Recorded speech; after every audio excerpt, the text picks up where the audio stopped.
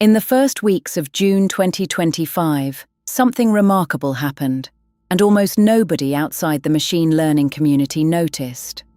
3 separate organizations, all based in China, released frontier-class AI models under the most permissive licenses in the industry. Full weights, full code, no regional restrictions, no usage gates.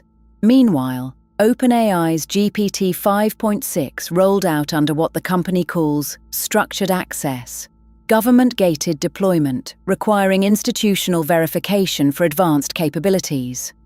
2 philosophies of AI distribution are now diverging in real time. One side chose control, the other chose freedom. The implications are enormous. On June 16, 2025, DeepSeek released V3.2, a mixture of experts model that independent evaluators quickly placed in the same performance tier as GPT-4.5 on reasoning and code generation tasks. The real story isn't the benchmarks, it's the license, MIT, 200 words of legal text. You can use it, modify it, sell products built on it, embed it in proprietary systems, with essentially no restrictions.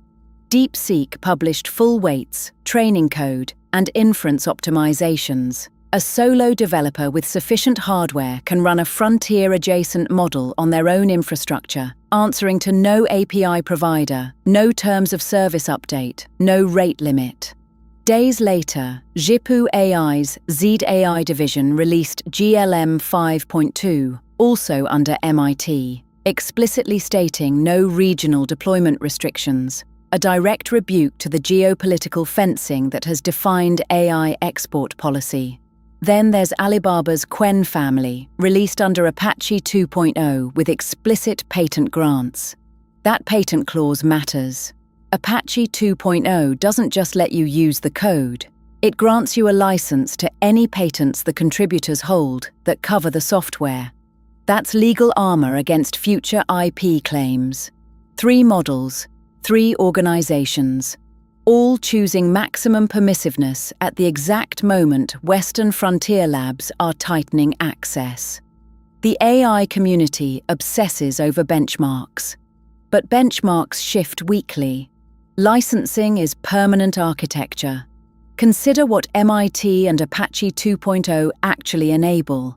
A healthcare startup can deploy a diagnostic assistant on-premise, keeping patient data inside hospital walls, no API call leaving the building. A defense contractor can run inference in an air-gapped facility. A solo founder in Lagos or Medellin can build a product without negotiating enterprise pricing with a San Francisco company. These aren't hypothetical scenarios. They're happening now, and the permissive licensing wave just handed these builders frontier-grade tools. OpenAI's trajectory tells the counter-story.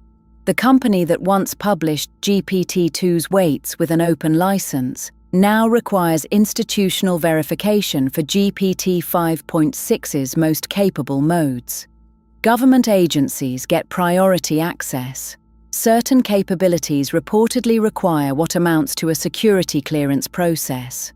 OpenAI frames this as responsible deployment. Critics call it regulatory capture in real time, frontier capability locked behind gates that only well-resourced, government-aligned institutions can pass through. Sam Altman stated in May 2025 that the most powerful systems require the most careful deployment. Reasonable on its face. But the practical effect is a 2-tier AI landscape. Gated frontier for the approved, open frontier for everyone else. For technical teams making infrastructure decisions right now, the math has changed.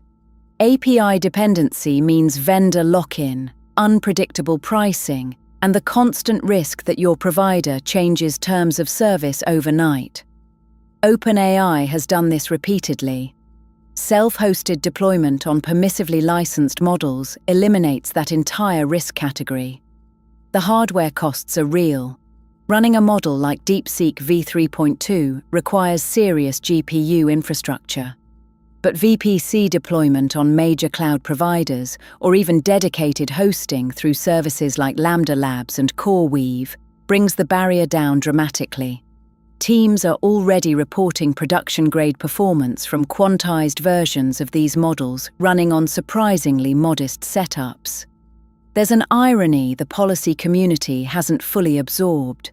The United States spent 3 years restricting advanced chip exports to China, explicitly to slow Chinese AI development.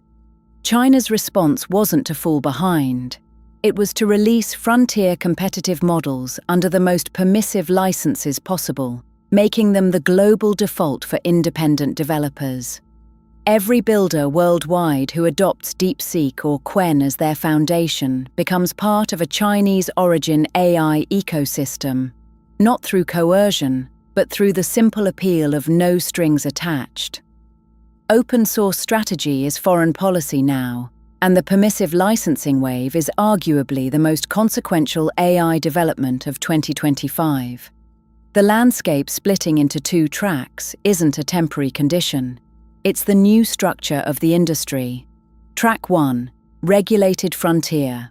Models behind API walls, government-gated access, compliance frameworks, safety review boards. This is where OpenAI, Anthropic, and Google DeepMind are heading, possibly where regulation will force them. Track 2, open frontier.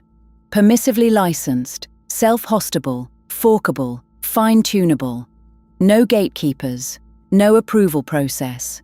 Models good enough for production use, distributed under licenses that make them legally safe to build on. The question isn't which track wins. Both will persist. The question is which one the next generation of AI products gets built on. Right now, the permissive stack is winning on accessibility, cost, and freedom, the 3 things builders care about most. The frontier didn't stay locked up, it forked, and the open fork just got very, very competitive.